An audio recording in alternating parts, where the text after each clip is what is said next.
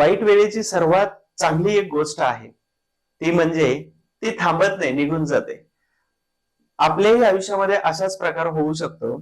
स्पर्धा परीक्षा करणारा प्रत्येक विद्यार्थी हा वाईट वेळेमधून सफर करत असतो. घरची कितीही श्रीमंती असली आणि घरची किती जरी गरीब असली तरी वाईट वेळ ही स्पर्धा परीक्षा करणाऱ्या प्रत्येक मुलावरती येते, जोपर्यंत त्याचं सक्सेसच्या किंवा रिझल्टच्या पीडीएफ मध्ये नाव येत नाही. म्हणून वाईट वेळेची सर्वात खास बात कोणती असेल तर ती निघून जाते. दिस विल बी ऑल्सो चेंज, ये भी बदल जाएगा. हे दिवस सुद्धा बदलतील याच्यावर ज्याचा विश्वास आहे तो 100% एक ना एक दिवस तो रिझल्टच्या पीडीएफ मध्ये नाव आपलं आणूनच दाखवतो आणि त्याच्यासाठी हा अट्टहास चालू असतो प्रत्येकाचा. नमस्कार, हिस्ट्री बाय सचिन गुळिक ह्या युट्यूबच्या लेक्चरमध्ये तुम्हा सर्वांचं स्वागत आहे. आतापर्यंत आपण 5 भाग घेतलेले होते अतिसंभाव्य प्रश्न आणि विश्लेषण इतिहास विषयाचे. आपण आता गट ब आणि गट क पूर्व परीक्षेसाठी इतिहास विषयाचा 6 नंबरचा भाग घेऊन येतोय. त्याचा प्रश्न, त्या प्रश्नांचं सविस्तर विश्लेषण आणि त्या विश्लेषणाच्या माध्यमातून आयोगाकडून आपण अपेक्षित उत्तर किंवा प्रश्न किंवा अजून काही इन्फॉर्मेशन आपण अपेक्षित करणार आहोत. तर मला अपेक्षा आहे की आतापर्यंत बनवलेले 5 भाग आणि हा व्हिडिओ सुरू होण्याच्या अगोदर तुम्हाला पीडीएफ दिली जाते. पहिल्यांदा अगोदर प्रश्न सोडवायचे पीडीएफ मध्ये, तिथे उत्तर मी देत नाही आणि उत्तरासाठी मात्र हा व्हिडिओ आपल्या विश्लेषणाचा बघून घ्यायचा आहे. तर 5च्या 5 विश्लेषणाच्या व्हिडिओची अर्थात याच्या प्रश्नांचे PDF already me history for all Telegram वरती टाकलेले आहेत. 6 नंबरची सुद्धा पीडीएफ आता टाकलेली आहे. या सगळ्या पीडीएफ प्रिंट करून घ्यायच्या. माझी सक्तीनं तुम्हाला सांगणं आहे की कोणताही अभ्यास करत असाल तर हार्ड कॉपीज मध्ये करायचा, सॉफ्ट कॉपी मध्ये करायचा नाही. प्रिंट काढायची आणि त्याच्यावरती पेनाने रेषा मारला, that is the original study. Okay, ठीक आहे. तर आता भाग 5 झालेले आहेत. 6 नंबरचा भाग सुरू आहे. तुमची परीक्षा अगदी तोंडावरती येऊन ठेपलेली आहे आणि या परीक्षेच्या कालावधीमध्ये तुम्हाला खूप जास्त भीती वाटत असते किंवा खूप जास्त डिप्रेशन मध्ये जातो, काही येत नाही किंवा बऱ्याच समस्यांमधून फेस करत असता आणि प्रत्येकाला असं वाटतं, म्हणजेच काय तर तुम्हाला वाटतं म्हणजे प्रत्येकाला वाटत असतं तुम्ही एकटेच शिकार नाही. तर जेवढे लोक एमपीएससी करतात तर तेवढ्यापैकी बऱ्यापैकी लोक याच फेजला किंवा याच समस्यांना सामोरे जात असतात. म्हणून लक्षात घ्या, तुम्ही एकटे शिकार नाही. आणि त्याचबरोबर ज्या लोकांना असं काहीच फील होत नाही ते पीडीएफच्या लिस्टमध्ये किंवा रिझल्टच्या लिस्टमध्ये नाव आणतात. आणि म्हणूनच ही 1 तासाची जी परीक्षा आहे तर यात 1 तासाच्या परीक्षेसाठी अनेक तास, अनेक महिने, अनेक वर्ष तुम्ही वाट बघितलेली आहे. म्हणून हा 1 तास कसा मॅनेज करायचा आहे हे तुमच्यावरती डिपेंड करतं. सो कधी कधी असं म्हटलं जातं ना की योग्य वेळी चांगले हात जर पकडले तर चुकीच्या वेळी किंवा वाईट वेळेमध्ये कोणाची पाय पकडण्याची वेळ येणार नाही. म्हणून पाठीमागे जो तुम्ही चांगल्या पद्धतीचा अभ्यास जो केलेला आहे तर या अभ्यासावरून असं लक्षात येतं, तुमच्याही आलं पाहिजे की आता इथून पुढची चांगली वेळ आपली सुरुवात होणार आहे, आता घाबरायचं नाही. आणि मला जे सेम प्रॉब्लेम येतात अनेक लोकांना येतात, मग मला हा प्रॉब्लेम येऊ द्यायचा नाही, हे सगळं जर आपल्या मनामध्ये ठाण मानलं तर 100% 1 तासामध्ये हा तुमचा पेपर असतो आणि तुम्ही त्याच्यावरती हवी होता ना तर पेपर तुमच्यावरती हवी होतो. सर नमस्कार, स्वागत आहे तुम्हा सर्वांचं आपल्या हिस्ट्री बाय सचिन गुळिक या चॅनलला. युट्यूबच्या सबस्क्राईब केलं असेल तर ठीकच आहे, धन्यवाद. नसेल तर सबस्क्राईब करून ठेवा. इथून पुढे परीक्षेपर्यंत आणि परीक्षेनंतर पण मी तुमच्या सोबत असेल. म्हणजे साथ आणि सल्ला आणि साथ या दोन्ही गोष्टी माझ्याकडून नेहमी तुमच्यासाठी आहेतच, असणार आहेतच. जोपर्यंत तुम्ही अधिकारी होते ना, अधिकारी झाल्यानंतर पण सोबत आणि साथ दोन्ही गोष्टी असतीलच. तर सबस्क्राईब करून ठेवा जेणेकरून पुढचे व्हिडिओ तुम्हाला बघायला मिळतील. तर भाग नंबर 6 आहे आणि भाग नंबर 6 मध्ये आपण पहिला प्रश्न घेतोय. तर पहिला प्रश्न आहे British east India company. British east India company बद्दल काय सत्य आहे? बघा, मी हायलाइट कशावरती करतो तर प्रश्न कुठे विचारलेला आहे त्याच्यावरती जर हायलाइट केलं तर आपल्या लक्षात येतं की प्रश्नाचं उत्तर नेमकं काय आहे. तर इथं ब्रिटिश ईस्ट इंडिया कंपनी विचारलेला आहे आणि याच्यामध्ये काय सत्य ते विचारलंय. नंबर 1 किंवा ब्रिटिश इंडिया कंपनीला भारतीय शेतकऱ्यांच्या प्रकृतीची विशेष काळजी होती. भारतीय शेतकऱ्यांच्या प्रकृतीची विशेष काळजी होती. दुसरी गोष्ट, ब्रिटिश ईस्ट इंडिया कंपनीने अफूच्या लागवडीस प्रोत्साहन दिलं होतं.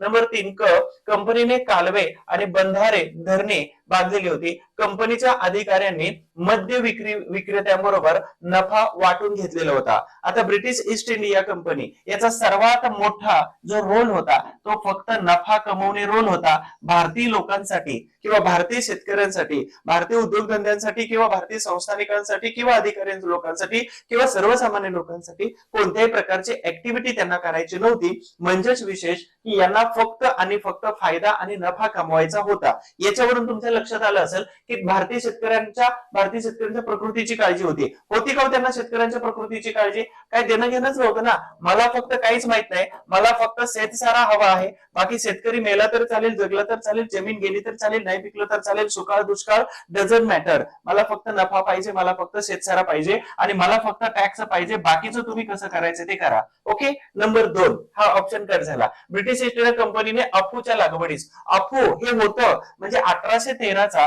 जर तुम्ही सनदी कायदा जर बघितला तर त्या सनदी कायद्यामध्ये 1813च्या दुसऱ्या सनदी कायद्यामध्ये स्पष्ट सांगितलेलं आहे की पहिली गोष्ट प्रशासन, दुसरी गोष्ट चहाचा व्यापार, ठीक आहे, प्रशासन, चहाचा व्यापार, त्याच्यानंतर चीन बरोबरचा व्यापार आणि अफूचा व्यापार हे फक्त ब्रिटिश ईस्ट इंडिया कंपनीकडे राहणार आहे, बाकी सगळ्या गोष्टी पार्लमेंटकडे शिफ्ट होणार आहे. म्हणजे अफू आला या ठिकाणी तर अफू आहे, ठीक आहे, लक्षात ठेवा अफू म्हणजे या प्रश्नाचं उत्तर बरोबर आहे. सत्य काय आहे? नंबर 2 ब कंपनीने कालवे धरणे बांधलेली होती. तर कंपनीने बांधली का? नाही. तर 1858 मध्ये जेव्हा ब्रिटिश ईस्ट इंडिया कंपनी समाप्त झाली आणि हे राज्य राजा किंवा सम्राज्ञी किंवा राणी यांच्याकडे जेव्हा शिफ्ट झालं तर त्यांनी असं म्हटलं की आम्ही तुमच्यामध्ये हस्तक्षेप करणार नाही, तुमच्यासाठी आम्ही काहीतरी करू. आणि त्यावेळी मग कालवे धरणे बंधारे कृषी धोरण हे सगळं सुरू झालेलं होतं. तर मग हा सुद्धा शिफ्ट पॉइंट इथं येणार नाही, कट झाला. द काय सांगतोय? कंपनीच्या अधिकाऱ्यांनी मद्य विक्री आणि यांच्याबरोबर नफा मी अगोदरच लिहिलं होतं, तर हे विधान बरोबर आहे. म्हणजे इथं ब आणि ड हे दोनच विधान बरोबर येतात. तर ब आणि ड इथं 2 नंबरच्या ऑप्शन मध्ये येऊन जातात. आता ईस्ट इंडिया कंपनी कधी? तर 1599 मध्ये इथं कल्पना झाली, अर्थातच इथे कल्पना मांडली गेली. त्याच्यानंतर 1600 मध्ये ईस्ट इंडिया कंपनी बनली आणि कंपनी बनत असताना राणी कोण होती? विक्टोरिया होती की अजून दुसरी एलिझाबेथ होती? तर इथेही तुमचा प्रश्न विचारला जातो. तर या ठिकाणी राणी एलिझाबेथ होत्या, एलिझाबेथ, ठीक आहे. परंतु जेव्हा सत्ता शिफ्ट होत होती तर त्यावेळी ब्रिटनची राणी होती विक्टोरिया. या दोन्ही राण्यांबद्दल तुम्हाला माहित असायला पाहिजे बरं का. आणि एलिझाबेथ राणी जे आहे हे सर्वात जास्त कालावधीसाठी म्हणजे साधारणतः 1837 पासून 1901 पर्यंत ही ब्रिटनचे 1900 किंवा 1901 पर्यंत ब्रिटनच्या त्या सम्राज्ञी राहिलेल्या होत्या. यांनाच 1877 मध्ये भारतामध्ये दिल्ली दरबार भरवला, तो पहिला होता, फर्स्ट. आणि दिल्ली दरबारामध्ये भारताची सम्राज्ञी पदवी दिली होती. याच राणीच्या वतीने एक जाहीरनामा प्रसिद्ध झाला होता भारतामध्ये आणि त्या अलाहाबादचा जाहीरनामा असं म्हटलं जातं, जो 1858चा इलाहाबादचा जाहीरनामा होता. आणि जाहीरनाम्यानुसार भारतीय लोकांमध्ये किंवा भारतामध्ये हस्तक्षेप करणार नाही विक्टोरिया राणीनं, ठीक आहे. तर महत्वाची इन्फॉर्मेशन ही आहे भारतीय ईस्ट इंडिया कंपनी. जेव्हा भारतामध्ये ईस्ट इंडिया कंपनी बनलेली होती किंवा आलेली होती तर ईस्ट इंडिया कंपनीच्या कारकिर्दीमध्ये भारतात काही कायदे झालेले होते. त्या कायद्यांचं आपल्याला 2 भागामध्ये विभाजन करता येऊ शकतं. तर पहिला कायदा आहे कंपनीचे कायदे आणि दुसरे जे कायदे आहे तर ब्रिटिश पार्लमेंटचे कायदे. आणि ह्या कायद्याचं विभाजन कुठून कुठपर्यंत होतं? तर कंपनीचे कायदे जे बनतात ते 1773 पासून हे 1853 पर्यंत आलेले आहेत. आणि इथं ब्रिटिश पार्लमेंटचे कायदे 1858 भारत शासन कायदा तत्पासून 1947 पर्यंत हे कायदे आलेले आहेत. बघा, ईस्ट इंडिया कंपनी आणि ब्रिटनचं सरकार किंवा पार्लमेंट यांच्या निमित्ताने जेवढी इन्फॉर्मेशन सांगता आलेली आहे प्रश्नाच्या निमित्ताने, तर तेवढी सगळी इन्फॉर्मेशन इथं सांगितलेली आहे. भारतीय लोकांचं काही देणं घेणं नव्हतं, फक्त त्यांना नफा पाहिजे होता. म्हणजे भारतातली जनता, भारतातली संस्थानिक, भारतातले नागरिक, शेतकरी, भांडवलदार, गिरणी कामगार, उद्योजक देणं घेणं नाही, मला फक्त नफा पाहिजे. आणि नफ्यासाठी भारतात नेमलेले गव्हर्नर जनरल आणि भारताचे गव्हर्नर जनरल, तर या सगळ्या लोकांनी वेगवेगळ्या पद्धतीने शोषणच केलेलं होतं. आणि म्हणूनच इथं वसाहतकालीन ब्रिटिशांनी म्हणजे वसाहतीमध्ये भारताच्या शोषणकालीन वसाहत निर्माण केलेली होती. त्याच्या सुटकेसाठी 1858चा भारत शासन कायदा आणि नंतर 47चा स्वातंत्र्याचा कायदा आलेला होता. मी अपेक्षा करतो 1 नंबर प्रश्नाच्या निमित्ताने ब्रिटिश ईस्ट इंडिया कंपनी कायद्याचं विभाजन 2 राण्या महत्वाच्या होत्या. त्याचबरोबर ही सगळं 1813चा सनदी कायदा आणि हे 1877चा दिल्ली दरबार, ईस्ट इंडिया कंपनीची स्थापना आणि त्याचबरोबर कल्पना कधी मांडली, ही एवढी इन्फॉर्मेशन आपण या प्रश्नाच्या निमित्ताने बघितली असेल. आय होप्स तुम्हाला ही पहिल्या प्रश्नाच्या निमित्ताने दिलेली माहिती आवडली असेल. चला पुढील 2 नंबरचा प्रश्न आपण पाहतोय बघा. तर महात्मा गांधीजींनी टिळक स्वराज्य फंडाकरिता 1,35,00,000 रुपये गोळा केले होते. भारताने 1800 इथे काय म्हणते 1,35,00,000 रुपये गोळा केले होते. टिळक स्वराज्य फंड कधीचा आहे? तर 1 ऑगस्ट 1920 मध्ये. एक रिस्पेक्ट नावाची गोष्ट असते बघा. कसे कशी असते रिस्पेक्ट नावाची गोष्ट? जेव्हा एखादा व्यक्ती काहीतरी शिकवतो किंवा काहीतरी सांगतो किंवा काहीतरी गुरुस्थानी असतो, तर त्यावेळी त्याचा रिस्पेक्ट केला पाहिजे आणि केलं करतातच. भारतात गुरु आणि शिष्य परंपरा आहे. म्हणजे मगाशी जे वाक्य सांगितलं होतं मी, की तुम्ही जर योग्य वेळी हात पकडला तर चुकीच्या वेळी तुम्हाला कोणाच्याही जिंदगीमध्ये पाय पकडण्याची वेळ येणार नाही. आणि म्हणून योग्य कोणाची साथ घ्यायची कोणाची नाही घ्यायची हे आपण ठरवायचं, कारण आपण सुज्ञ बुद्धिवाली आहोत, बरोबर का? बुद्धी प्रामाण्यवादी आहोत. तर 1 ऑगस्ट 1920 ला जोपर्यंत लोकमान्य टिळक जिवंत होते तर तोपर्यंत महात्मा गांधीजींनी राष्ट्रीय लेवलवरती कोणत्याही प्रकारची ऍक्टिव्हिटी केलेली नव्हती. That is the respect.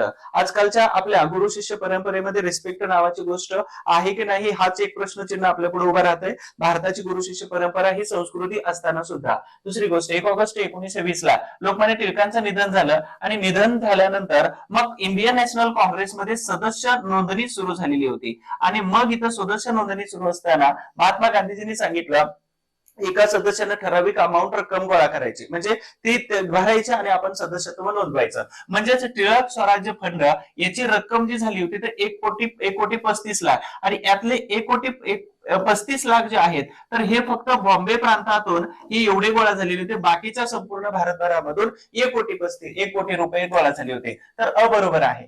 भारताने 1860च्या सुमारास सुरुवातीस 10.2 करोड रुपयाची अफूची निर्यात केलेली होती. अफूची निर्यात, मग अफूची शेती केली जात होती आणि सर्वात जास्त नफा जो आहे तर हा सर्वात जास्त नफा नशिली पदार्थ याच्यातून, म्हणजे भारत सरकारला सुद्धा किंवा महाराष्ट्र गव्हर्नमेंटला सुद्धा सर्वात जास्त टॅक्स कशामधून मिळतो तर या अशाच गोष्टींमधून मिळतो. जेव्हा दारू असेल किंवा तंबाखू असेल सिगारेट असेल तर यामधून सर्वात जास्त नफा मिळतो. ह्या काही नवीन गोष्टी नाहीत. ब्रिटिश सरकार हे होतं, भारत सरकार आता हे आहे. तर सुरुवातीस 10.2 करोड रुपयाची अफूची निर्यात केलेली होती. तर मग अफूची निर्यात तर एवढी केलेली आहे तर हे दोन्ही विधान, हे विधान बरोबर आहे आणि हे विधान बरोबर आहे. म्हणजेच अ आणि ब हे दोन्ही विधान बरोबर आहे. तर हे दोन पर्याय योग्य आहेत. म्हणून आता पाठीमागच्या प्रश्नाच्या निमित्ताने तुम्हाला सांगितलं की बाबा नफा कमवणे ब्रिटिशांचं एक टार्गेट होतं आणि नफ्याच्या निमित्ताने त्यांनी अशा प्रकारची शेती वगैरे केली होती. आता टिळक स्वराज्य फंड, मग महात्मा गांधीजींनी जेव्हा 1915 मध्ये भारतात आले होते 9 जानेवारीला, तर त्या गोखले यांच्या सांगण्यावरून संपूर्ण भारत भ्रमण केलं होतं आणि त्याच्यानंतर 1917ला चंपारण्य सत्याग्रह, त्याचबरोबर 1918ला अहमदाबाद गिरणी कामगार आणि त्याच्यानंतर खेडा या ठिकाणी शेतसारा माफीसाठी, त्याच्या पुढे 1919 मध्ये खिलाफत चळवळ. बघा गांधीजींच्या बद्दलच तुम्हाला गंमत सांगतोय, यावरती प्रश्न विचारतात. त्याच्यानंतर 1919 मध्येच 18 मध्ये आलेलं सर सिडने रौलेट कायदा ब्लॅक ऍक्ट, तर ह्या सिडने रौलेट ऍक्ट याच्या विरोधामध्ये आंदोलन सुरू केलं. त्याच्यानंतर 1920 मध्ये असहकार चळवळ सुरू केली. तर 1922 मध्ये चौरी चौरा हत्याकांडामुळे ही चळवळ मागे घेतली. 1924 ला बेळगाव या अधिवेशनाचे गांधीजी अध्यक्ष झालेले होते. 1924च्या बेळगाव अधिवेशनाचे अध्यक्ष बनले. ठीक आहे. बरं, बेळगाव नंतर पुढे 1928-27 पर्यंत गांधीजी हे अगदी शांत झालेले होते. 1927 ला मद्रासच्या अधिवेशनामध्ये सायमन कमिशनवर बहिष्कार घालायचं ठरवलं. 1928 ला नेहरू रिपोर्ट सादर करतेवेळी गांधीजी तिथे ऍक्टिव्ह होते. 29 ला लाहोरचं अधिवेशन झालं आणि या अधिवेशनानंतर 1930 ला सविनय कायदेभंगाची चळवळ ही सुरू केलेली होती. अर्थातच हे एवढा कालखंड जो आहे तो महात्मा गांधीजींच्या या प्रश्नाच्या निमित्ताने सांगितलेला होता. लक्षात आलं असेल सगळ्यांच्या. लोकमान्य टिळक जे आहेत तर यांची 1905 ची बंगालची फाळणी अर्थात स्वदेशी चळवळ खूपच फेमस होती. लोकमान्य टिळकांना अनेक वेळा मग लिखाण असेल किंवा वक्तव्य असेल तर देशद्रोही या खटल्यामध्ये अनेक वेळा तुरुंगवास झालेला होता. त्या देशद्रोहासाठी या महात्मा गांधीजी आणि लोकमान्य टिळक यांना 124 किंवा 124 अ ह्या आयपीसी सेक्शनचा वापर केला जात होता. सध्या सुप्रीम कोर्टाने ह्या 124 चा वापर करण्यास प्रतिबंध घातलेला आहे. ज्यांच्यावरती खटले दाखल केले 124 अंतर्गत तर ते स्टे आणला आणि त्यांना जामिनावरती सुटका दिलेली आहे. अपेक्षा करतो तुम्हाला हे विश्लेषण 2 नंबर प्रश्नाचं आवडलं असेल. ठीक आहे. यानंतर छोटीशी सूचना आहे. आता तोंडावरती परीक्षा आहे आणि मग इतिहास विषयाचं करायचं काय, तर याच्यासाठी आपण काय करतोय, अगदी कमी वेळेमध्ये कमी व्हिडिओमध्ये तुम्हाला दर्जेदार जे आधुनिक भारताचा इतिहास आहे महाराष्ट्र आणि समाज सुधारक, तर हे अगदी 250 रुपये तुम्हाला ही बॅच मिळते. याच्यामध्ये साधारणतः 12 पेक्षा जास्त व्हिडिओ आहेत.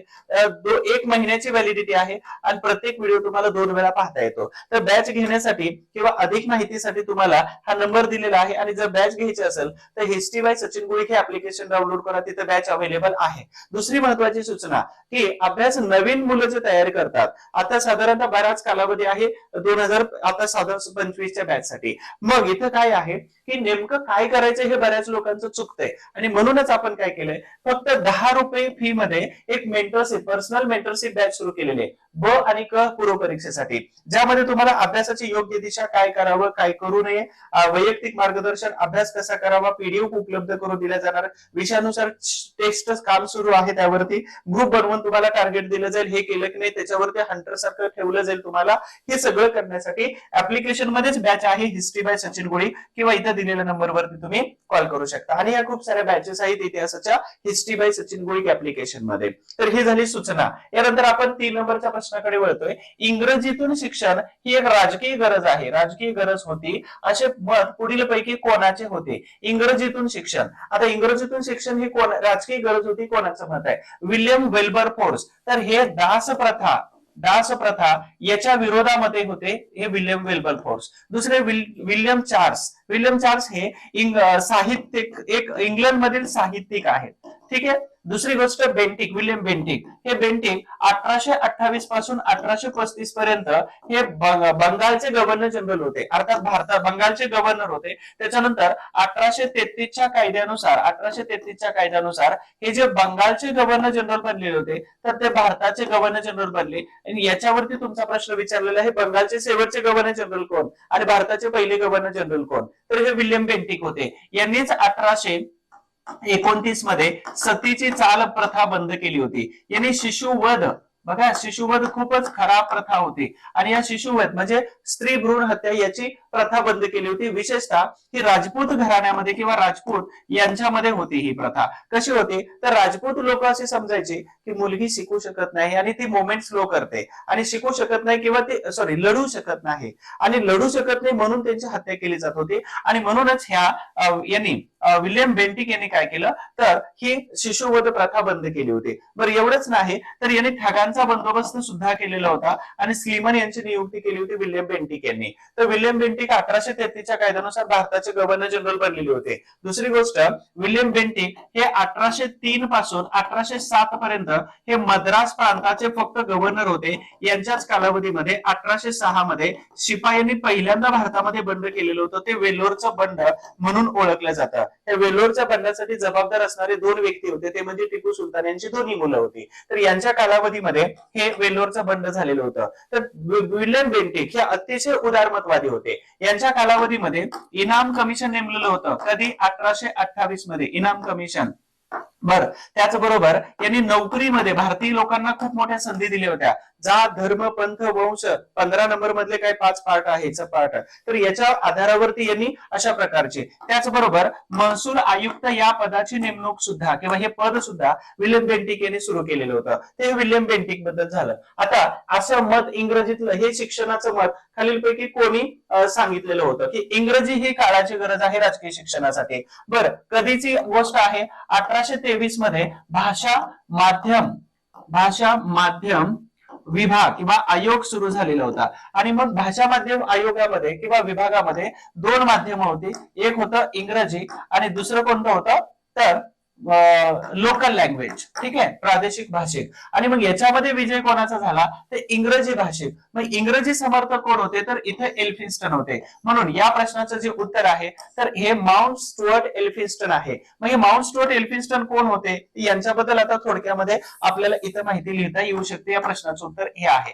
1819 पासून 27 पर्यंत हे बॉम्बे प्रांताचे गव्हर्नर राहिलेले होते. दुसरी गोष्ट, यांच्याच कारकिर्दीमध्ये सर्वात महत्वाची की रयतवारी नावाची पद्धत या बॉम्बे प्रांतामध्ये सुरू झालेली होती. यांनीच नाना जगन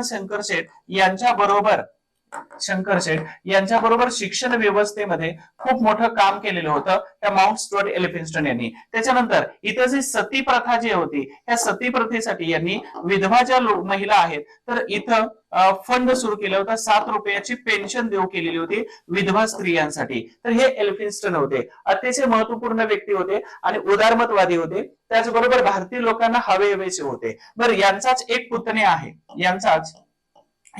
आहे, त्यांचं नाव आहे जॉन एल्फिन्स्टन. आणि जॉन एल्फिन्स्टन हे 1852 पासून 58 पर्यंत होते आणि हे 1857च्या उठावाच्या वेळी हे बॉम्बे प्रांताचे गव्हर्नर होते. यांच्यावरती प्रश्न विचारला जाऊ शकतो की बॉम्बे प्रांताचे गव्हर्नर कोण होते, तर यांचा पुतण्या जॉन एल्फिन्स्टन होता. तर या निमित्ताने आपण 3 नंबर प्रश्नाचं उत्तर सविस्तर बघितलेलं आहे. आपण 4 नंबरच्या प्रश्नाच्या कडे वळतोय, तोपर्यंतच तुम्हाला एक गंमत सांगायची होती की हा भाषा माध्यम. अच्छा, पीडीएफ तुम्हाला भेटले का? जाता जाता पीडीएफ मध्ये काही महत्वाच्या नोट्स किंवा महत्वाचा टिक मार्क करून देतो किंवा तुम्हाला सांगतो सगळ्या नोट्स तुम्हाला पाठवतो, नंतर तुम्हाला टिक मार्क करायला सांगतो की महत्वाचे टॉपिक कोणते वाचायचे. बघा, ह्या पीडीएफ अशा बनवलेल्या आहेत. त्या पीडीएफ मध्ये इथं दिसतं बघा की शिक्षण माध्यम विभाग, शिक्षण माध्यम विभाग. मग इथं आंग्ल आणि प्राचीन शिक्षण हे 2 गोष्टी दिसतात. मग इथं एक वाक्य दिलेलं आहे. गट कोणता आहे, तर इंग्रजी शिक्षणाचं समर्थन करणारा गट, आणि दुसरा गट आहे इथं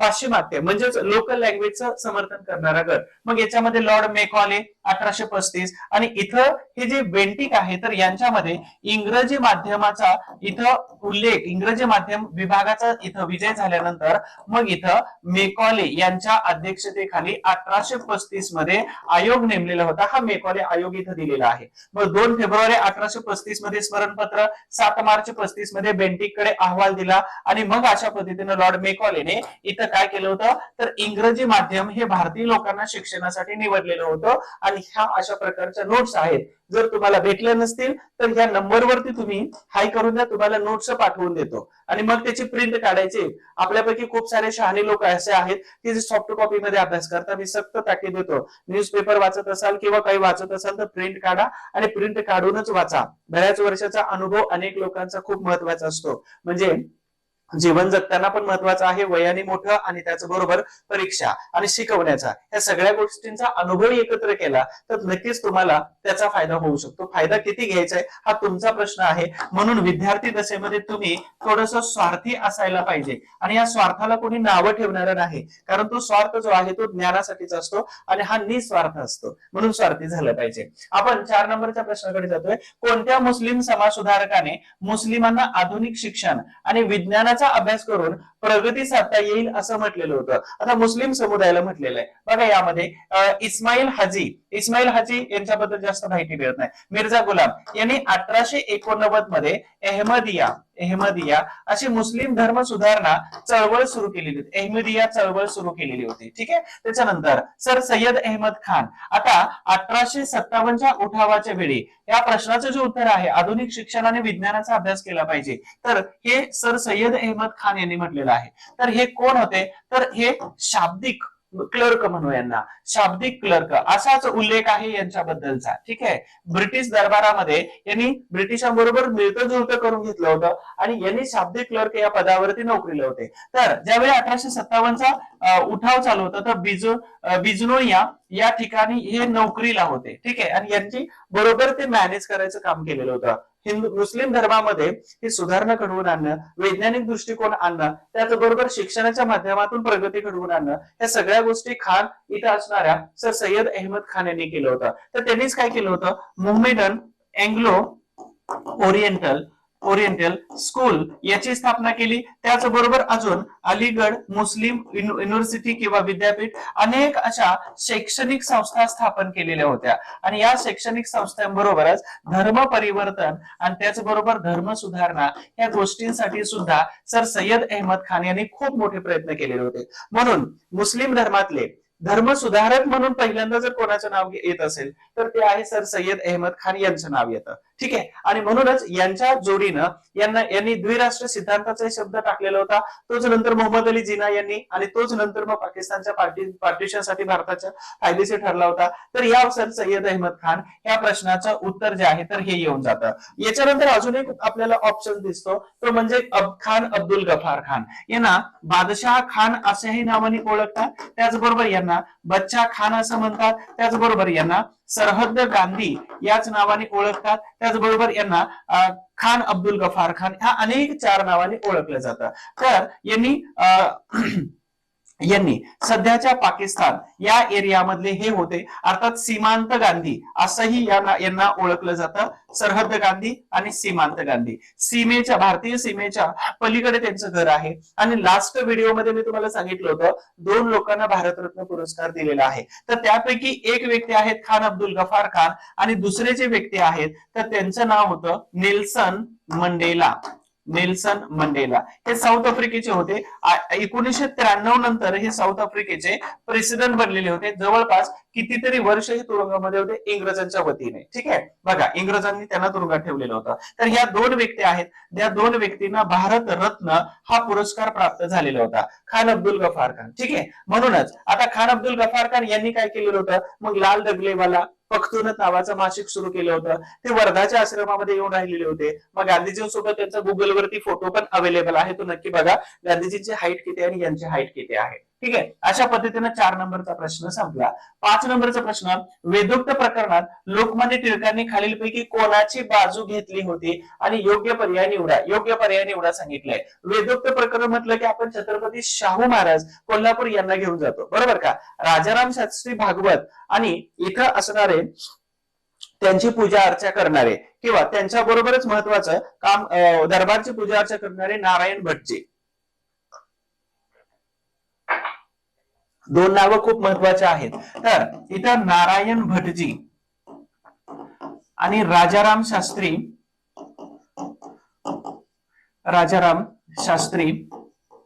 भागवत.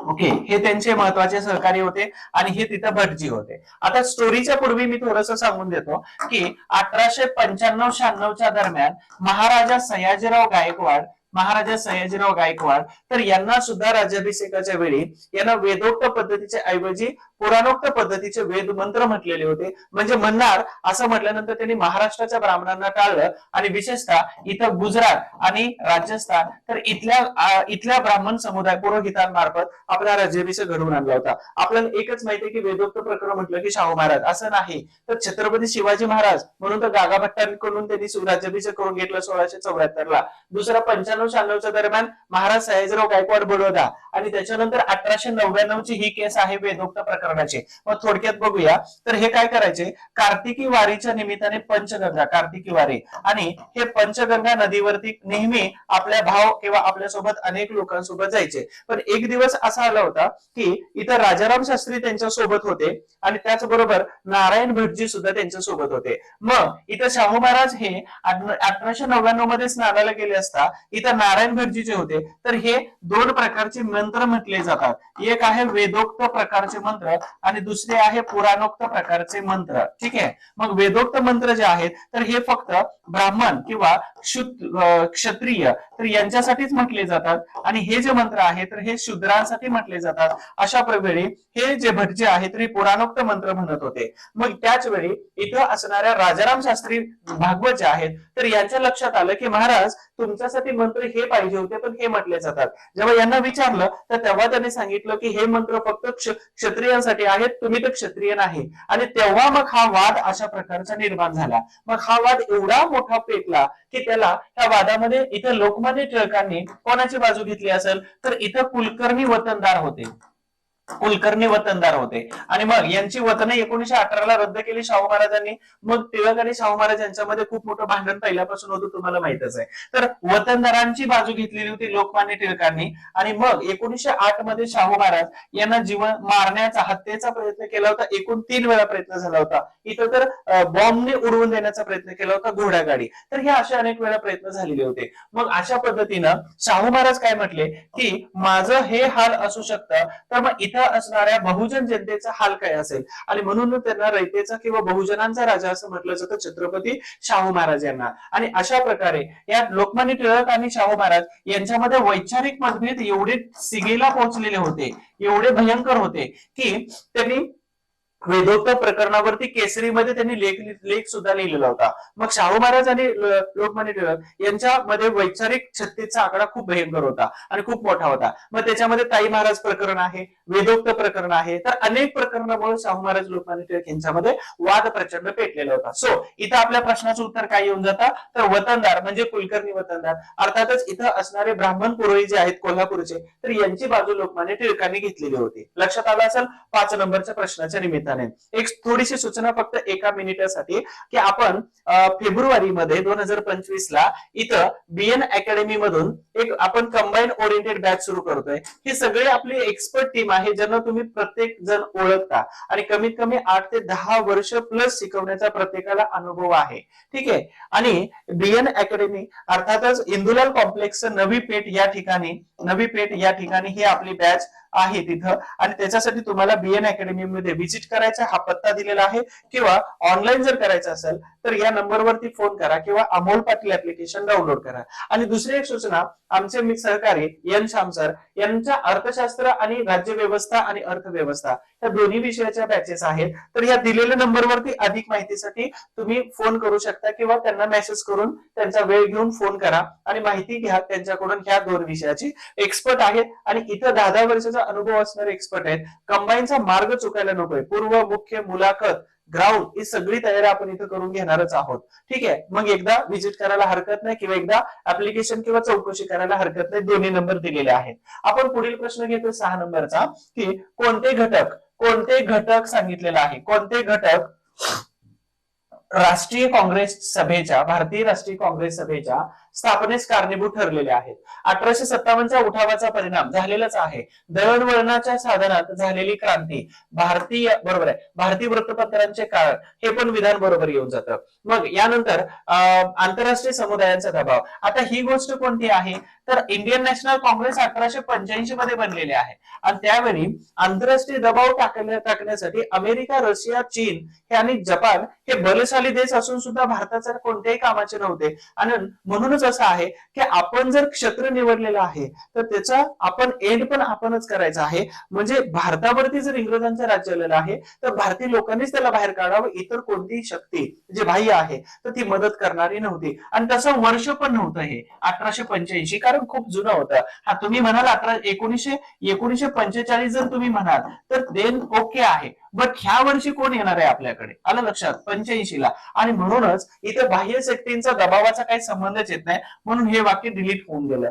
मग 3च राहतात. 1857चा उठाव हा भयंकर उठाव होता आणि अशासारखी जर अवस्था आपल्या भारतामध्ये जर झाली असते, म्हणजे पुन्हा जर 1857चा उठाव जर झाला तर आपल्याला काहीच करणं शक्य नाही. म्हणून या उठावाचा परिणाम दळणवळणाच्या साधनामध्ये बघा तुम्ही काय काय सुरू झालं होतं, तर टेलिग्राफ सुरू झालं होतं, त्याचबरोबर टेलिग्राम सुरू झालं होतं, त्याचबरोबर टपाल इथं सुरू झालेलं होतं, त्याचबरोबर इथं रेल्वे सुरू झाली, विमान सेवा सुरू झाली, जहाज सुरू झालं. म्हणजे दळणवळणाच्या प्रत्येक साधनामध्ये एवढी सुधारणा झाली की त्यांना इकडून तिकडे घेऊन जाणं खूप शक्य झालं होतं. मग भारतीय लोकांना त्याचा सर्वात जास्त फायदा, कारण रस्ते आणि लोकलची लोक जास्त होते. देन वर्तमानपत्रांचे, आता वर्तमानपत्र 1832 मध्ये दर्पण सुरू झालं, पण त्याच्या अगोदर पासून इथं 1879 पासून वर्तमानपत्र 1779 पासून सुरू झालेली.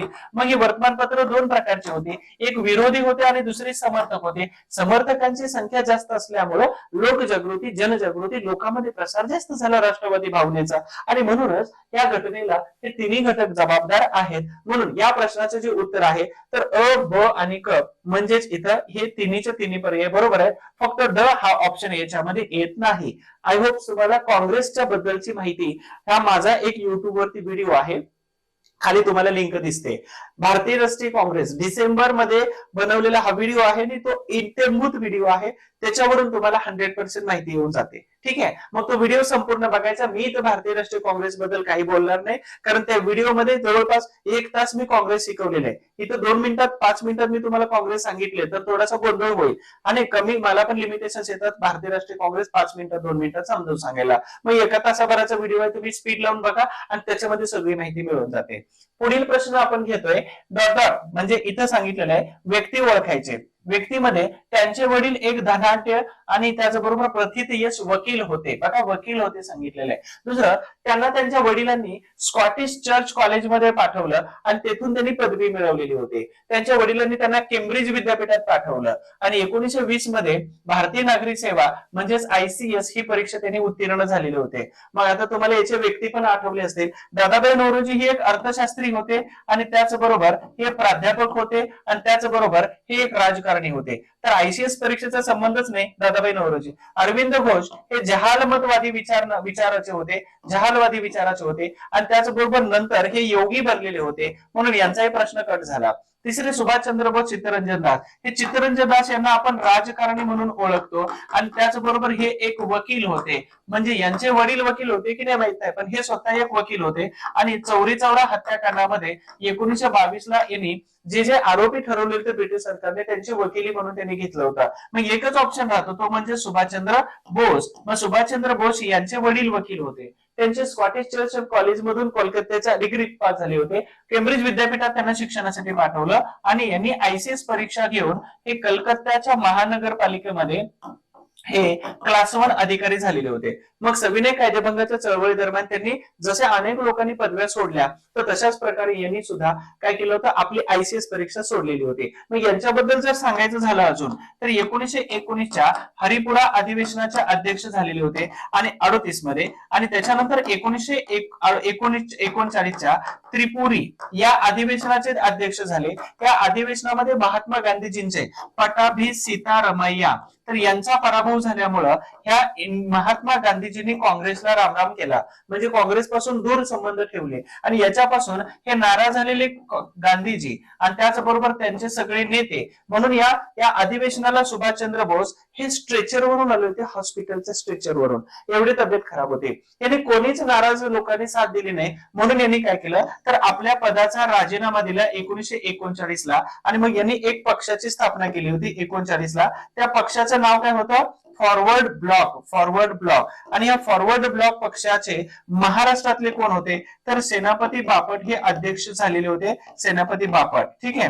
आणि हे फॉरवर्ड ब्लॉक आणि त्याच्यानंतर मग 39 मध्ये सुभाषचंद्र बोस यांना कलकत्त्यामध्ये बंदिस्त केलं आणि त्याच्यानंतर मग ते नाव बदलून जियाउद्दीन असं नाव धारण केलं. मग दिल्ली, अफगाणिस्तान, मॉस्को, नंतर जर्मनीला गेले आणि जर्मनीला गेल्यानंतर हे कोणाला भेटले असतील, हिटलरला भेटले. तर हिटलरला भेटल्यानंतर पुन्हा ते जपानमध्ये दाखल झाले आणि जपानला गेल्यानंतर मग इथं कोणाची भेट झाली होती तर इथं असणारे ऑलरेडी रास बिहारी बोस यांच्या बरोबर भेट झाली. मग त्यांनी आझाद हिंद फौजेची स्थापना केली होती आणि आझाद हिंद फौजेचं नेतृत्व हे सुभाषचंद्र बोस यांच्याकडे दिलं, ज्यांनी भारत सरकारला किंवा स्वातंत्र्यासाठी अनेक वेळा धक्के देण्याचं काम केलेलं होतं. तर अशा प्रकारे सुभाषचंद्र बोस यांच्याबद्दलची डिटेल्स माहिती. 8 नंबरचा प्रश्न, हे खरे महाराष्ट्राचे नाथ असे संत एकनाथ महाराज यांच्याबद्दल. आता यांच्यावरती पूर्व परीक्षेला प्रश्न येत नाही, कधी कधी मुख्य परीक्षेला प्रश्न 100% येण्याची शक्यता असते पण पूर्व परीक्षेला खूप कमी येतो, म्हणून ते संतांचं आपल्याला इथं विश्लेषण नाही करायचं. पण म्हटलंय कोणी नेमकं तर हे खरे महाराष्ट्राचे नाथ असं खाली एकनाथ महाराज यांच्याबद्दल कोणी म्हटलेलं आहे असं योग्य पर्याय निवडायला सांगितलंय. मग लोकमान्य टिळक, विष्णुबुवा ब्रह्मचारी मी ऑलरेडी यांच्यावरती पार्ट 1-2 मध्ये सांगितलेलं होतं. राघव भांडारकर यांच्यावरती सुद्धा तुम्हाला सांगितलेलं होतं ऑलरेडी, राघव भांडारकर. त्याचबरोबर लोकमान्य टिळक यांच्यावरती विश्लेषण झालेलं आहे. मग एकच राहिले ते म्हणजेच कोणी म्हटलेलं होतं ते न्यायमूर्ती रानडे यांनी म्हटलेलं होतं. मग रानडे यांनी संत एकनाथ महाराज यांना हे खरे महाराष्ट्राचे नाथ म्हटलेलं आहे. तर इथं जेवढे पर्याय तुम्हाला दिलेले आहेत त्या सगळ्या पर्यायांचं विश्लेषण ऑलरेडी मी तुम्हाला पाठीमागच्या काही व्हिडिओमध्ये दिलेलं आहे. मग हे पाठीमागचे जे व्हिडिओ आहेत तर भाग 1, 2, 3, 4, 5 हे सगळेच्या सगळे भाग व्यवस्थित बघून घ्या. येणाऱ्या परीक्षेमध्ये तुम्हाला 100% फायदा होणार आहे. काही क्वेश्चन रिफ्लेक्ट झालेले ऍज इट इज विचारलेले आहेत. हा अनुभव आहे 2021 नंतर माझा. प्रत्येक परीक्षेला अतिसंभाव्य सिरीज मधून काही प्रश्न आलेले आहेत. मग तुम्ही विसरायचं नाही, हे पाठीमागचे 1, 2, 3, 4 भाग बघायचे तुम्हा सगळ्यांना. ठीक आहे. अशा पद्धतीने या प्रश्नाचं उत्तर रानडे सापडलं. यांच्याबद्दलची डिटेल पाठीमागे सांगितलेले किंवा यांच्यावर याच्यावरचा ऑलरेडी व्हिडिओ एक बनवलेला आहे आणि हा डिटेल्स मधला व्हिडिओ आता नुकतीच त्यांची जयंती झाली, तर यांच्यावरचा डिटेल्स व्हिडिओ तुम्ही बघून घ्या, तोही विसरू नका. लोकमान्य टिळकांवरचाही व्हिडिओ आहे, तोही बघून घ्या. 9 नंबरचा प्रश्न आहे. 8 फेब्रुवारी 1844 रोजी 8 फेब्रुवारी 1844 रोजी पुढीलपैकी कोणत्या व्यक्तींनी मानव धर्म ही सभा स्थापन केलेली होती? मानव धर्म सभा. मग तुम्हाला सगळ्यांना माहितीये मानव धर्म सभा सुरू कुठं झाली होती? सुरत या ठिकाणी. त्याच्यानंतर इथं असणारी परमहंस सभा ही कुठं सुरू झाली होती? मुंबई या ठिकाणी. आता बॉम्बे. मग इथं सभा सुरू सुरतला का झाली होती? तर सुरतला दादोबा पांडुरंग तरखडकर हे तिथं अधिकारी होते, त्यांच्यासोबत होते दुर्गाराम मंछाराम मेहता किंवा दुर्गाराम मंछाराम हे पण तिथं अधिकारी होते. आता ह्या दोघांनी काय केलं होतं, तर या सुरत या ठिकाणी पोस्टिंग असताना समाज सुधारणा करावी म्हणून त्यांनी सुरतमध्ये मानव धर्म सभा 44 ला सुरू केली. पण गमत तुम्हाला सांगतो, 1846 मध्ये यांची ट्रान्सफर झाली बॉम्बेला आणि 1852 मध्ये यांची ट्रान्सफर झाली राजकोट या ठिकाणी. मग आता मला सांगा, सुरत मध्ये राहिलो कोणीच नाही, म्हणून ही सुरत मधली मानव धर्म सभा ही बंद पडली. मग आता मुंबईला कोण आलं होतं? पांडुरंग तरखडकर. मग यांनी काय केलं? 1849 मध्ये परमहंस सभेची स्थापना केली. आता 1849 मध्ये स्थापना झाली, परंतु गंमत अशी झाली की 1860 मध्ये याची डायरी हरवली आणि डायरी हरवल्यानंतर ही परमहंस सभा सुद्धा विस्कळीत झाली. मग याच्यातूनच हे सदस्य सगळे एकत्र आले आणि या सगळ्यांनी 1867 मध्ये काय केलं, तर केशवचंद्र सेन यांच्या प्रेरणा घेऊन यांच्याकडून 67 मध्ये प्रार्थना समाज सुरू केला. ह्या प्रार्थना समाजावरती वारंवार प्रश्न विचारतात, खूप इम्पॉर्टंट आहे. त्याची नोट्स मी ऑलरेडी दिलेली आहे, तुम्हाला जर भेटली नसेल तर या नंबरवरती हाय करून द्या, तुम्हाला पीडीएफ पाठवतो किंवा history for all Telegram channel वरती पाठवून देतो. प्रिंट करा. पुस्तक वाचण्यापेक्षा हे पण छान आहे आणि याच्यातून तुम्हाला खूप सारं कव्हर केलेले अनेक पुस्तके एकत्र करून.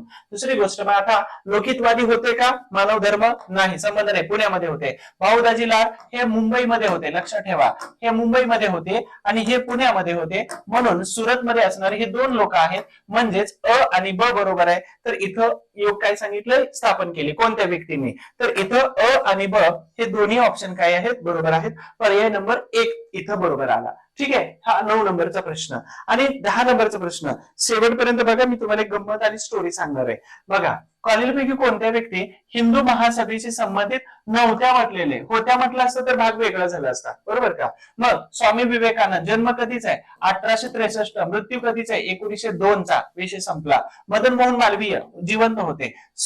बॅरिस्टर मुंजे जिवंत होते. स्वामी दयानंद सरस्वती यांचा मृत्यू 1883 मध्ये विष प्रयोगाने झालेला आहे. आणि आर्य समाज 1875 मध्ये स्थापन केलेला पंडित मदन मोहन मालवीय आणि स्वामी विवेकानंद. म्हणजे इथं ब आणि क म्हणजे हे दोन ऑप्शन जे आहेत तर हे बरोबर आहेत. म्हणजे आपल्याला ब आणि क बरोबर येऊन जातात. म्हणजे इथं संबंध नव्हता म्हटलेला आहे. मग संबंध नव्हता कोणाचा? तर अ आणि ड. मग अ आणि ड कुठे आहे का? तर इथं अ आणि ड म्हणजेच काय, तर इथं 4 नंबरचा पर्याय बरोबर आला. संबंध होता जर म्हटलं, संबंध होता किंवा संबंधित होते म्हटले तर इथं ब आणि क हे दोन ऑप्शन बरोबर येऊन जातात. तर हिंदू महासभा जे आहे हे 1909 मध्ये पंजाबमध्ये बनली. मी थोडक्यात तुम्हाला प्रवास सांगतो. त्याच्यानंतर 1910 पासून 1914 पर्यंत अधिवेशन झाली. 1914 ला यांचं काय झालं, एक अधिवेशन सर्वात महत्वाचं झालं. काशिम बजारचे महाराज आणि नंदी आणि यांच्या अध्यक्षतेखाली अधिवेशन झालं. त्याच्यानंतर 1935 ला या हिंदू महासभेमध्ये सावरकर इथं इन झालेले होते. सावरकरांनी पुढे जाऊन 1937 म्हणजे साधारणतः 7 वर्षापर्यंत हिंदू महासभेचे अध्यक्षपद स्वीकारलं. आणि मग हिंदू महासभा याच्याच आधारावरती 1925 मध्ये RSS राष्ट्रीय स्वयंसेवी संघ बनला. या दोन्हीची विचारसरणी जी आहे तर ही विचारसरणी बऱ्यापैकी सेम आहे. म्हणजेच हिंदुत्व या विचारसरणीवरती दोन्ही संघटना काम करतात. सध्या इथं हिंदू महासभा जरी नसली तर इथं RSS नावाची संघटना आहे, जी संघटन याच्यासाठी खूप प्रसिद्ध आहे. आणि त्यातूनच बीजेपी किंवा भाजप भारतीय जनता पार्टी यांचं सरकार 2014 नंतर आज ताकदपर्यंत त्यांचं सरकार सत्ताधारी आहे किंवा सत्तेमध्ये आहे. तर हिंदू महासभेची एक PDF बनवतो परीक्षेच्या अगोदर, तुम्हाला याच हिस्ट्री फॉर ऑल आणि या नंबरवरती तुम्हाला भेटून जाईल किंवा टेलिग्राम वरती भेटून जाईल. तर अशा पद्धतीनं आपण 10 प्रश्नांचं सविस्तर विश्लेषण केलेलं आहे. आणि जर तुम्हाला इतिहासात मार्क मिळत नसतील, अवघड जात असेल, तर कमी वेळेमध्ये इतिहासच वाचून होत नाही, तर तुम्हाला इतिहास बघून होईल पाठ. म्हणून याच्यामध्ये जवळपास 12 पेक्षा जास्त व्हिडिओ आहेत. 1 महिन्याची व्हॅलिडिटी, 2 वेळा पाहू शकता. फी आहे ₹250. ऍप्लिकेशन हिस्ट्री बाय सचिन गुडिक मध्ये अवेलेबल आहे आणि अधिक माहितीसाठी दिलेला नंबर आहेच. मेंटरशिप बॅच आहे नवीन मुलांसाठी आणि फक्त ₹10 मध्ये अभ्यासाची सगळी रूपरेषा, सगळे पीवायक्यू बऱ्यापैकी सगळं कव्हर करायचा प्रयत्न करतोय. याची डिटेल्स तुम्हाला ऍप्लिकेशन मध्ये अवेलेबल आहे. ऍप डाउनलोड करून घ्या. हिस्ट्री बाय सचिन गुडिक सगळी डिटेल तुम्हाला दिसून जाईल. बऱ्याच इतिहासाच्या बॅचेस आहेत ह्या सुद्धा. आता सर्वात महत्वाचं आहे की एमपीएससी मध्ये खूप सारं टेन्शन असतं, पण आपण लोक बोलत नाही. म्हणून योग्य मार्गदर्शक, योग्य व्यक्ती, योग्य फ्रेंड, योग्य नातं टिकवा, बघा आणि बोला त्यांच्या बरोबर. कारण एमपीएससी मध्ये एवढं टेन्शन असतं की आपण बोलल्यानंतर ते खूप हलकं होतं. म्हणून बोललं पाहिजे. बोललं की खूप साऱ्या अडचणी सुटतात. इथं नंबर दिलेला आहे, जर वाटलं शक्य तर या नंबरवरती तुम्ही बोलू शकता. आता दुसरी महत्वाची गोष्ट, तुम्हाला पाण्याची बॉटल म्हणजे बिस्लरी हा एक ब्रँड आहे भारतामध्ये. याची तुम्हाला गंमत सांगतो. म्हणजे ही गंमत खरंच सांगण्यासारखी आहे आणि इंटरेस्टिंग पण आहे. बघा, हीच बिस्लरी जर अमेझॉन वरून तुम्ही जर घेतली तर याची किंमत साधारणतः एक ₹18 ₹20 पर्यंत येऊन जाते. बघा किंमत कशी वाढते. हीच बिस्लरी तुम्ही सुपर मार्केटमध्ये जर गेला तर याची किंमत साधारणतः 20, 25, ₹30 होऊन जाते. तुम्ही बार मध्ये गेला किंवा हॉटेलमध्ये गेला तर याच बिस्लरीची किंमत ₹50 पर्यंत होऊन जाते. तुम्ही रेस्टॉरंट मध्ये जर गेला तर हीच बिस्लरी तुम्हाला साधारणतः ₹60, ₹70 पर्यंत विकली जाते. आणि हीच बिस्लरी एअरपोर्टला जर गेला तुम्ही तर याची किंमत साधारणतः 100 ते ₹150 पर्यंत होते. आता मला सांगा, बाटली एकच आहे, दिसते सगळ्यांना, बाटली एकच आहे, ब्रँड तोच आहे, पाणी तेच आहे, नाव तेच आहे, पण सर्वात महत्वाची गोष्ट काय आहे तर त्या वस्तूचं हे ठिकाण जे आहे ना, तर हे ठिकाण प्रत्येक वेळी इथं बदलतंय.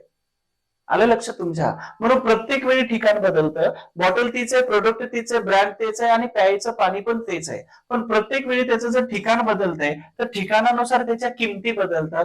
So I relate to our self, किंवा आपल्या बरोबर मी याला संबंध जोडून देतोय. तुमच्या सगळ्यांच्या लक्षात आलं असेल की बाबा प्रत्येक ठिकाण एकाच उत्पादकाला वेगळं मूल्य मिळवून देतं. जेव्हा जेव्हा आता तुम्हाला वाटत असेल नेहमी, चला लाईक करा सगळ्यांनी, शेअर केलं का तुम्ही, किंवा हा आपल्या युट्यूब चॅनलला सबस्क्राईब केलं नसेल तर सबस्क्राईब करा. असं बिस्लरी वरून मला हे असं सांगावंसं वाटतंय की जेव्हा तुम्हाला असं वाटतं की तुमची काहीच किंमत नाही किंवा प्रत्येक जण तुम्हाला खाली आणतो, तिथं थांबायचं नाही, पटकन उठायचं आणि आपली नवीन जागा शोधायची. नवीन जागा अशी शोधायची की जिथं तुमची व्हॅल्यू असेल, जिथं तुमची किंमत खूप जास्त असेल. कधी कधी म्हटलं जातं की ठिकाण बदलण्याचं धाडस पण ठेवलं पाहिजे, ते धाडस आपल्यामध्ये नसतं. आणि अशा ठिकाणी जा जिथं तुमच्या लायकीला, तुमच्या कामाला, तुम्हाला स्वतःला खूप सारी व्हॅल्यू असते. स्वतःला अशाच लोकांमध्ये वेढून घ्या किंवा तुमची योग्यता, तुमची किंमत, तुमची व्हॅल्यू किंवा तुमचं अस्तित्व ज्या ठिकाणी त्या अस्तित्वाची किंमत आहे, तर अशाच ठिकाणी तुम्ही जास्त वेळ वास्तव्य केलं पाहिजे, अशाच ठिकाणी जास्त वेळ गेला पाहिजे. सो एकच बॉटल आहे, प्रोडक्ट एकच आहे, पण त्याची व्हॅल्यू प्रत्येक ठिकाणी बदलत राहते. तसेच व्हॅल्यू आपली सुद्धा असू शकते. आय होप्स तुम्हाला हे बिस्लरीचं उदाहरण आवडलं असेल. आणि मी लास्ट टाइम तुम्हाला 2 शब्द सांगितले होते, ते 2 शब्द काय होते तर आपली गरज आणि आपला फायदा, ह्या दोन्ही गोष्टी बघायच्यात आपल्याला प्रत्येक ठिकाणी, कंपल्सरी बघायचंय आपलं आयुष्य जर व्यवस्थित घालवायचं असेल तर. आणि दोन्ही ठिकाणी जर टिकमार्क ओके येत असेल तर तुम्हाला गो ऑन करायचंय, मूव ऑन करायचंय. एक टिकमार्क तुमची नाही येते आणि एक टिकमार्क तुमची बरोबर येते, तर तुम्हाला ही गोष्ट करायची नाही. पण दोन्ही टिकमार्क जर ग्रीन आल्या तर तुम्हाला ते करायचंच आहे 100%. म्हणून व्यक्ती, वस्तू, वेळ आणि त्याचबरोबर खाण्यापिण्यापासून सगळ्या गोष्टीमध्ये गरज आणि फायदा हे दोन्ही पॅरामीटर्स लावायचे तुम्हाला, आणि तरच तुम्ही सक्सेस लवकर होता. आलं लक्षात? म्हणजे पाठीमागचे पॅराशूट्स निघतात. मी तुम्हाला प्रत्येक व्हिडिओमध्ये हेच सांगतो की येणाऱ्या बदलत्या पॅटर्न साठी तुम्ही पण बदला नसेल तर मग जुन्या पॅटर्न मध्ये तुम्ही पूर्ण नष्ट होऊन जाईल. तर कमीत कमी आपला बुद्ध्यांक वाढवण्यासाठी हे न्यूजपेपर वाचायला सुरुवात करा. मी तुम्हाला प्रत्येक वेळी सांगणार आहे. आणि वर्तमानपत्राचं महत्व याचा व्हिडिओ आपण खाली दिलेला आहे, डिस्क्रिप्शन बॉक्स मध्ये जाऊन बघा, व्हिडिओ तुम्हाला दिसेल. सबस्क्राईब केलं नसेल तर सबस्क्राईब करा मला, म्हणजे खाली सगळे व्हिडिओ दिसतील. तुम्हाला वर्तमानपत्राचं महत्व असा एक टायटल बनवलेले, ते सगळं बघून घ्या. ठीक आहे, वर्तमानपत्र कोणती वाचायचे? लोकमत आहे, लोकसत्ता आहे, त्याचबरोबर सकाळ नावाचा न्यूजपेपर आहे, त्याचबरोबर मटा आहे, इंडियन एक्सप्रेस आणि द हिंदू. यापैकी तुमचे मराठी जरी न्यूजपेपर वाचले तरी खूप झालं. आणि तुमच्या सगळ्यांसाठी माझ्याकडून एक होमवर्क आहे. माझ्या पाठीमागं पुरोगामी महाराष्ट्रातील काही महत्वाच्या व्यक्ती दाखवलेल्या आहेत. ह्या पाच व्यक्तींची नावं मला कमेंट बॉक्स मध्ये सांगायचे की नेमक्या व्यक्ती कोण आहेत. त्या पाचीच्या पाच व्यक्तींची नावं सांगायचे. इथं आपल्याला सुरुवात जी करायची आहे, तर आपल्याला या व्यक्तीपासून सुरुवात करायची आहे. इकडून कर्मवीर अण्णा 2 नंबरला येतात, Sant Gadgebaba 3 number, doctor Ambedkar 4 number आणि इकडे एक व्यक्ती आहेत. तर असा सिक्वेन्स लावायचा आहे आणि तुम्ही मला कमेंट बॉक्स मध्ये सांगायचंय की या महत्वाच्या व्यक्ती कोण आहेत. तुम्ही सगळेजण आनंदी राहा, हॅपी राहा, अभ्यासाप्रती आपलं प्रामाणिक राहा, बाकीच्या सगळ्या गोष्टी दुर्लक्षित करा आणि तुमचा अभ्यास ही तुमची प्रायोरिटी असली पाहिजे, तुमची पोस्ट तुमची प्रायोरिटी असली पाहिजे. म्हणून अभ्यासामध्ये जर तुम्हाला काही अडचण आलीच तर मग तुम्हाला इथं वरती नंबर दिलेला आहे. इतिहास आणि अभ्यास या दोन्ही गोष्टीसाठी हा नंबर आहे, सेव्ह करा. एडिट करण्याची संधी पण द्याल तुम्ही एक दिवस. आणि ऍटिट्यूड याच्यासारखं ठेवा जर तुमच्यामध्ये धमक असेल पास होण्याची, आणि तुम्ही करू शकता. चलो, बी हॅपी, बी हेल्दी. हा व्हिडिओ तुम्ही शेवटपर्यंत बघितला त्याच्याबद्दल मी तुमचं मनापासून आभार. पुढचा व्हिडिओ लवकरच येतोय. पाठीमागचे व्हिडिओ सगळे 6च्या 6 भाग बघून घ्या. तुम्हा सगळ्यांना अधिकारी होण्यासाठी आणि त्याचबरोबर आरोग्यासाठी माझ्याकडून खूप खूप शुभेच्छा. Thank you so much. All the best.